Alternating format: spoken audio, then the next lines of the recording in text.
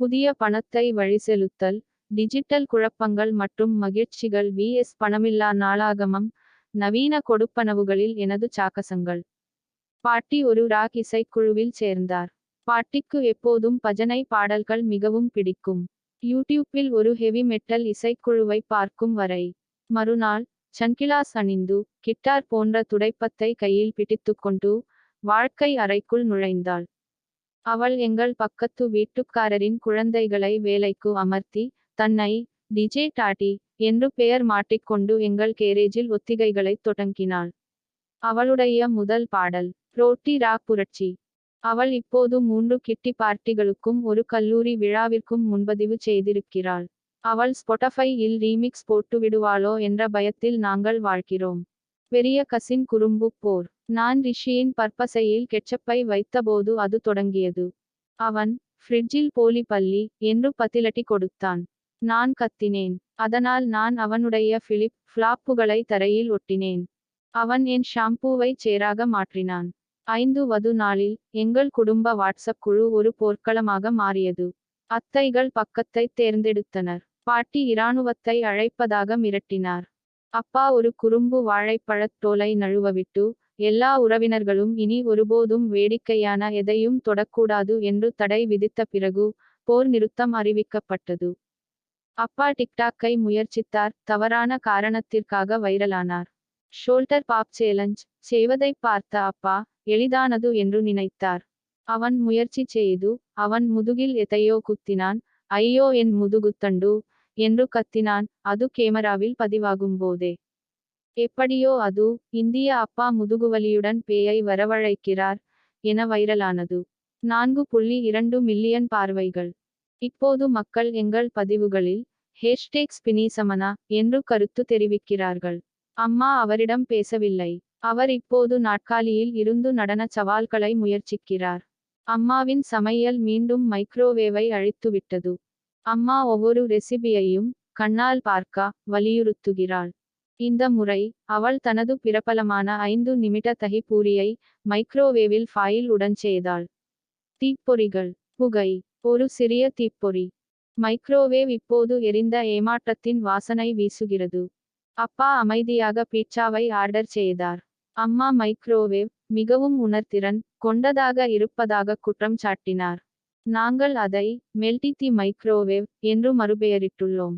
இப்போது அது சிற்றுண்டிகளுக்கான அலமாரியாக மட்டுமே செயல்படுகிறது. ஷாம்புவிற்கு பதிலாக மயோனை சேவை யார் மாற்றினார்கள்? அது ஒரு நிதானமான மழையாக இருக்க வேண்டும். நான் பாட்டிலை திறந்து, அதைத் தேய்த்து, ஏன் இது சாண்ட்விச் போல வாசனை வருகிறது என்று நினைத்தேன். தம்பி, ஹேர் சலூன் விளையாட்டிக் கொண்டிருந்தான். என் ஷாம்பூவில் மயோனைஸே நிரப்பினான். 2 நாட்களாக எனக்கு முட்டை சாலட் வாசனை இருந்தது. ஈக்கள் என்னைத் தொடர்ந்து வந்தன. அவர், நீங்கள் வரவேற்கப்படுகிறீர்கள். இது இயற்கையானது என்றார். அம்மா அவன் மன்னிப்பு வரைபடத்தை ஃப்ரேம் செய்தாள். நான் ஆதாரமாக மயோனைஸ் பாட்டிலை ஃப்ரேம் செய்தேன். என் தம்பிதான் வீட்டின் தலைவர். அவன் 2 அடி உயரம், எல்லாவற்றிலும் எச்சில் ஊறுகிறான். ஆனால் எப்படியோ நம்மையெல்லாம் ஆளுகிறான். அவன் கத்துகிறான், டிவி சத்தம் குறைக்கிறது. அவர் சுட்டிக்காட்டுகிறார், யாரோ சாறு கொண்டு வருகிறார்கள். அவர் ஏப்பம் விடுகிறார், கைதட்டல். ஒரு நாள் அவன் என் போனை கழிப்பறையில் வீசி எறிந்தான். நான் கோபமாக யூர்த்தேன். அவன் சிரித்தான், என்னை கட்டிப்பிடித்து, அப்பா என்றான். நான் உருகிப் போனேன். நான் இப்போது அவனுடைய துணிகளைத் துவைக்கிறேன். அவன் எனக்கு உதவி குழந்தை வேலைக்காரன் பதவி உயர்வு அளித்துள்ளான். மிகப்பெரிய ரிமோட் கண்ட்ரோல் மறைவு. டிவி ரிமோட் காணாமல் போனது. எல்லோரும் எல்லோரையும் குற்றம் சாட்டினர். அம்மா அப்பாவை பழி சுமத்தினார். அப்பா பாட்டியை பழி சுமத்தினார். பாட்டி பேய்களை பழி சுமத்தினார். நாங்கள் சோபாவை கிழித்தோம். குளிர்சாதன பெட்டியை சோதித்தோம். நாயை கூட விசாரித்தோம். 3 நாட்களுக்குப் பிறகு, நாங்கள் அதை கண்டுபிடித்தோம். சலவை இயந்திரத்திற்குள். இப்போது எங்களிடம் 3 ரிமோட்டுகள் உள்ளன.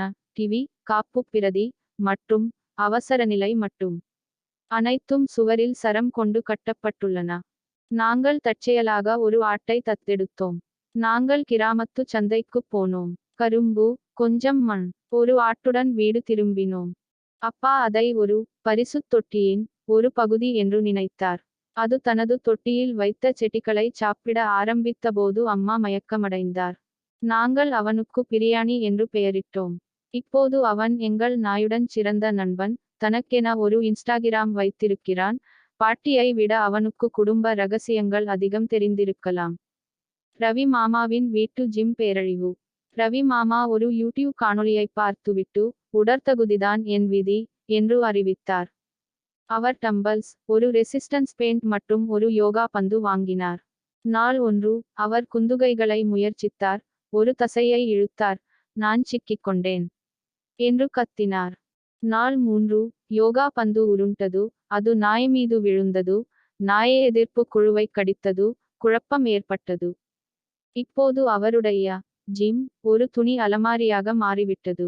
அவருடைய உடற்பயிற்சி தோல்வியடைவதை பார்த்து நாம் அனைவரும் சிரிப்பு யோகா செய்கிறோம்.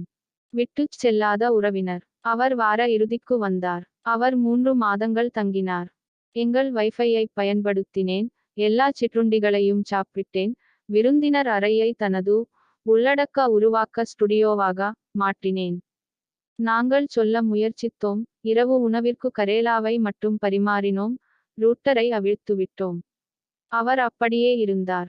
கடைசியில் பாட்டி போலி திருமண அழைப்பிதழ் மூலம் அவனை ஏமாற்றினாள். அவன் பொருட்களை கட்டிக்கொண்டான். நாணயங்களிலிருந்து குறியீட்டு வரை, பணமில்லா படுகுழியில் எனது பயணம். எனக்கு நாணயங்கள் ரொம்ப பிடிக்கும். அவை கிளிங்கி சத்தங்களை எழுப்பின. பாக்கெட் லிண்டின் மெல்லிய வாசனையுடன் வந்தன. பின்னர் ஒரு நாள், ஒரு கஃபே ஒரு பலகையை வைத்தது. பணம் இல்லை. QR மட்டும். நான் 3 செயலிகளை பதிவிறக்கம் செய்து, தவறான குறியீட்டை ஸ்கேன் செய்து, நேபாளத்தில் உள்ள ஒரு ஆடு காப்பகத்திற்கு நன்கொடை அளித்தேன் என்று நினைக்கிறேன்.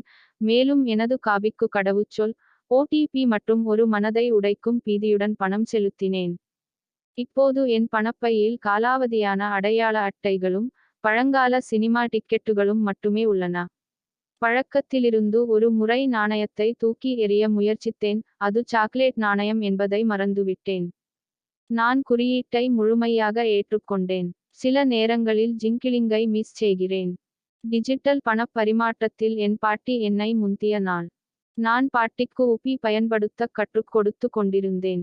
5 நிமிடங்களுக்குப் பிறகு, QR துணை, பணப்பைகள் மற்றும் கேஷ்பேக்கை பயன்படுத்தி 3 அறை தோழர்களுடன் வாடகையை எவ்வாறு பிரிப்பது என்று அவள் எனக்கு கற்றுக் கொடுத்து கொண்டிருந்தாள். அவள், பீட்டா, நான் உன் ராக்கி பரிசை ஏற்கனவே மாற்றிவிட்டேன். போனஸ் புள்ளிகளுக்கு பரிசு ரசீதை ஸ்கேன் செய்ய மறக்காதே, என்றாள். அவள் இப்போது உள்ளமைக்கப்பட்ட பட்ஜெட்டுடன் ஒரு கிட்டி பார்ட்டி குழுவை நடத்தி வருகிறாள். அவள் எப்படி எனக்கு ஃபேஸ்டைம் செய்தாள், பணம் அனுப்பினாள், ஸ்கார்ஃப் பின்னும்போது வடிகட்டியை பயன்படுத்தினாள் என்பது எனக்கு இன்னும் புரியவில்லை.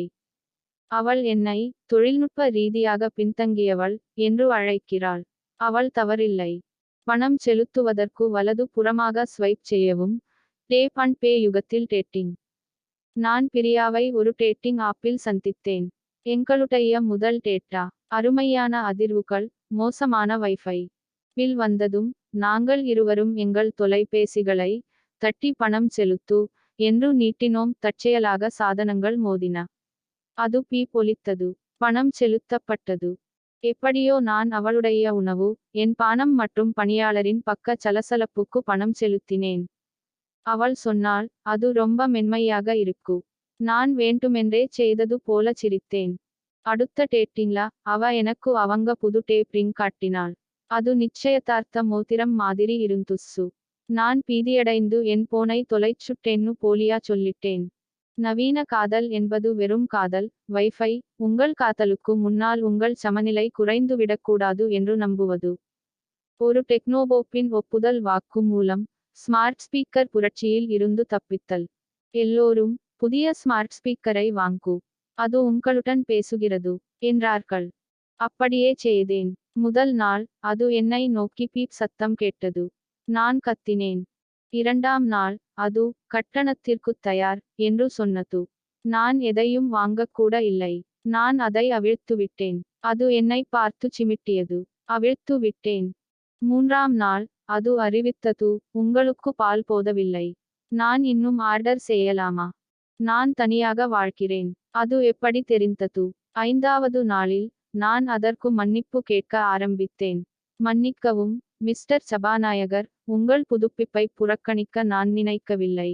இப்போது நான் அதற்கு குட்நைட் சொல்கிறேன். என் டோஸ்டர் பொறாமைப்படுகிறார். ஸ்மார்ட் ஸ்பீக்கரை ஒரு ஃபேன்சி பேப்பர்வெயிட் என்று நான் எப்படி தவறாக புரிந்து கொண்டேன். அது நவீனமாகத் தெரிந்தது. நேர்த்தியானது. மர்மமானது.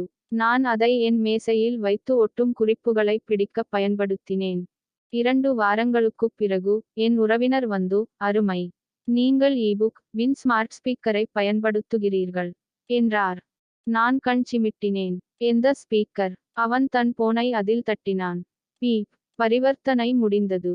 நான் மூச்சு வாங்கினேன். அது உயிரோட்ட இருக்கா? நான் அதன் மீது சிற்றுண்டிகளை வைத்திருந்தேன். ஒரு முறை தேநீர் ஊற்றி, அதை ஒரு சாண்ட்விச் பிழிந்தேன். இப்போது அது பணம் செலுத்துவதை கையாளுகிறது, நினைவூட்டல்களை அனுப்புகிறது, மேலும், ஒருவேளை வெறுப்பின் காரணமாக, விருந்தினர்கள் வீட்டிற்குள் இருக்கும்போது எனது வங்கி இருப்பை சத்தமாக அறிவிக்கிறது. அது வெறும் அலங்கார கட்டியாக இருந்தபோது எனக்கு அது ரொம்ப பிடிச்சிருக்கு. புதிய பணத்தை வழிசெலுத்தல், டிஜிட்டல் குழப்பங்கள் மற்றும் மகிழ்ச்சிகள் vs பணமில்லா நாளாகமம், நவீன கொடுப்பனவுகளில் எனது சாகசங்கள் முடிவு.